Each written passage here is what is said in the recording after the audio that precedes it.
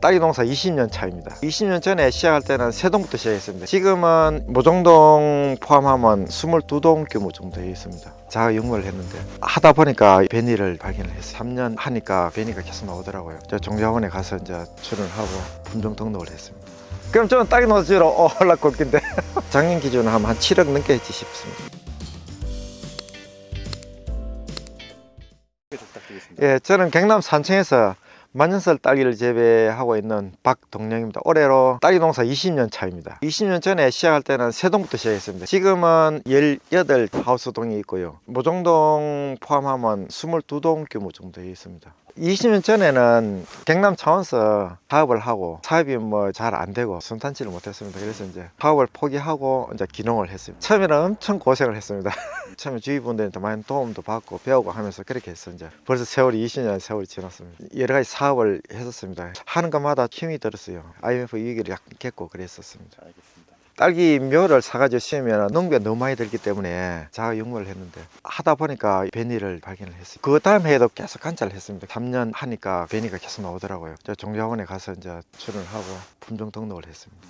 만년설은 장이 베니인데 식물이 진화 과정이라 볼 수 있거든요. 만년설을 가지고 교잡을 해서 새로운 품종을 지금 하나 개발했습니다. 상당히 단단합니다. 일부 수출도 가고 있어요. 종자에 아직 등록은 안 됐는데 만년설 딸기 2 해가지고 지금 보내고 있습니다. 만년설하고 파인베리하고 이렇게 단단하고 맛도 있고 식감도 좋습니다. 장이 특성을 가는데 원추행이고 맛이 이제 단맛이 많습니다. 설향은 약간 맛이 새콤달콤합니다. 그거는 이제 단맛만 주로 있고 설향에 비해서는 병충해 상당히 약합니다. 농민들이 키우기가 좀 까다로운 이 품종입니다. 탄저라든지 또 흰가루라든지 이런 병에 좀 취약합니다. 이러면 끝물이라 염려가 그렇게 크진 않습니다.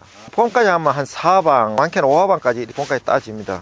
봄에는 생산량이 좀 많이 늘거든요. 그럼 하우스는 지은 지 얼마 됐나요? 이게 한 10년 넘었죠. 그래 하면 좋은데 수익면을 보면 막 그 연동하고 스마트팜 많이 하지 않습니까? 예. 그럼 투자 대비해서 수익을 보면 그렇게 큰 이익 나는 장사는 아닙니다. 매덕이 투자가 돼야 되니까 농가들이 거의 단독이거든요. 병해충 관리도 좀 용이하고 그런 것 같아요. 4월 말 그 정도 지금 생각하고 있습니다. 한 박사 2팩에 4만 원이 넘어가는 걸로 알고 있어요. 한 800g 기준으로.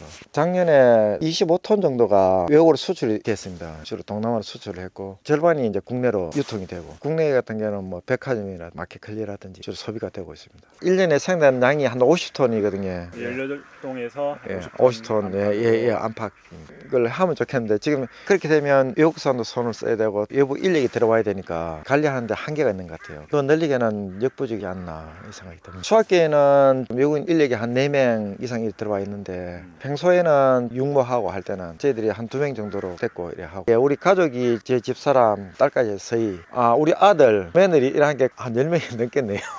다 농대 가족입니다. 아니요, 그건 아니고 자기 적성이 맞았는지 이걸 이어받기 위해서 자기가 갔는지 그건 모르겠는데 하여튼 자기가 농대를 택해서 갔습니다. 안녕하세요. 안녕하세요. 저는 산청에서 부모님이랑 만년설 딸기 농사 짓고 있는 박세라입니다. 저는 처음에는 그냥 농사를 짓겠다는 생각은 없고 농업 쪽 공공기관이라든지 취업을 목표로 가긴 했었어요. 졸업하고는 6차 산업지원센터라고 농림부 산하기관에서 근무를 했었어요. 국내에 하나뿐이 없는 품종이기도 하고 저희 부모님이 직접 이제 연구하고 오랜 시간 이제 노력한 끝에 이게 품종 등록된 거다 보니까 자식으로서 좀 지켜드리고 싶은 마음이 큰 것 같아요. 저희 만년설은 신맛이 없어가지고 애기들이나 할머니 할아버지들이 특히 좋아하신다고 하시고요.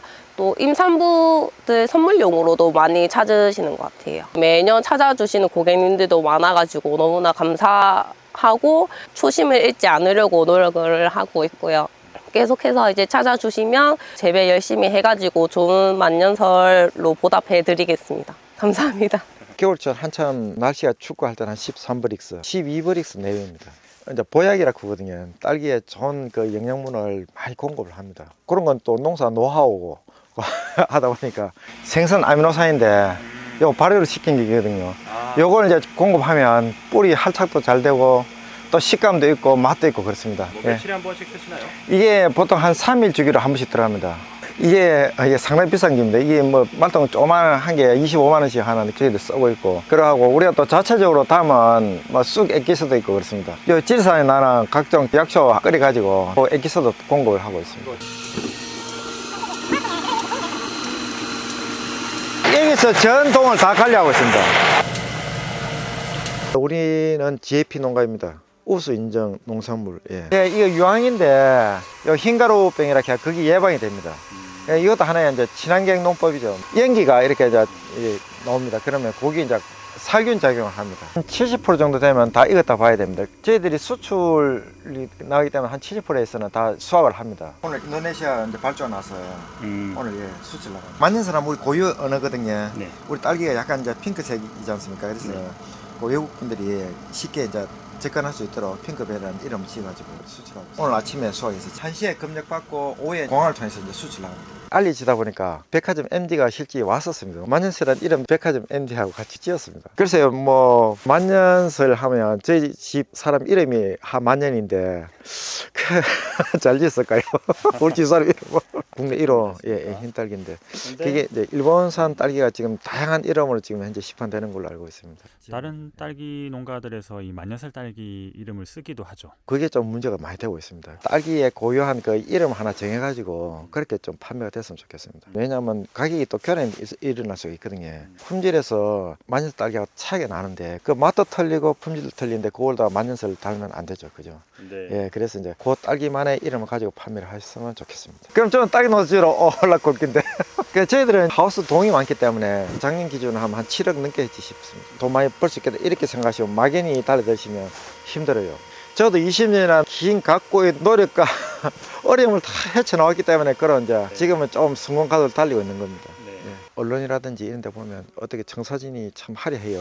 이 농사를 직접 지어 보시면 이제 소득하고 연결돼야 되거든요. 그렇게 좀 환상적이진 않아요. 기반을 잡기가 상당히 힘들어요. 농사를 안 지어본 경험이 없는 분들이 처음 몇 년간은 좀 고생하신다 생각을 하셔야 됩니다. 들어올 때 초기 자본이 약하다 아닙니까? 그죠? 정부에서 지원해 주는 것도 있긴 하지만 그래서 처음부터 너무 과감하게 크게 투자해서 시작하시면 안 됩니다. 저도 처음에 할 때는 세 동부터 했어요. 그 내 능력에 맞게끔 차근차근 늘려가시면 나중에는 우리 농업이 우리 먹거리가 블루오션이 되지 않을까 그렇게 생각합니다.